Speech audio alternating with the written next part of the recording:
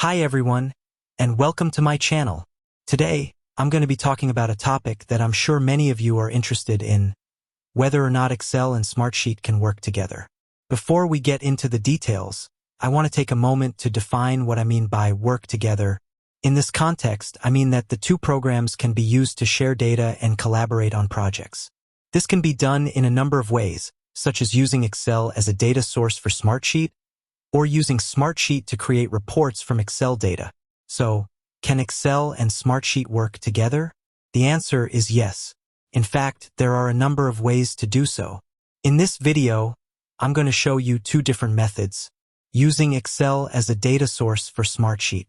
Using Smartsheet to create reports from Excel data. Method 1.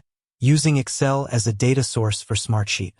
This method is a great option if you have a lot of data in Excel that you want to use in Smartsheet. To do this, you'll need to create a connection between the two programs. Once you've created a connection, you can use Excel to filter and sort your data, and then use Smartsheet to create reports and dashboards. This can be a great way to save time and effort, as you won't have to manually enter data into Smartsheet. Method 2. Using Smartsheet to create reports from Excel data. This method is a great option if you want to create reports from Excel data without having to create a connection between the two programs. To do this, you'll need to export your Excel data to a CSV file. Once you've exported your data, you can import it into Smartsheet.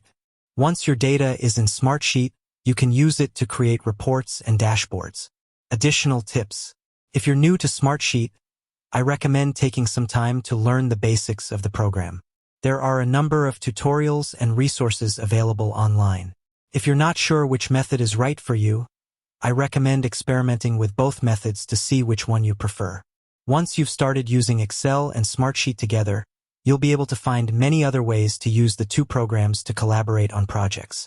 I hope this video has been helpful. If you have any questions, please feel free to leave a comment below. And with that, I'll say goodbye. Thanks for watching.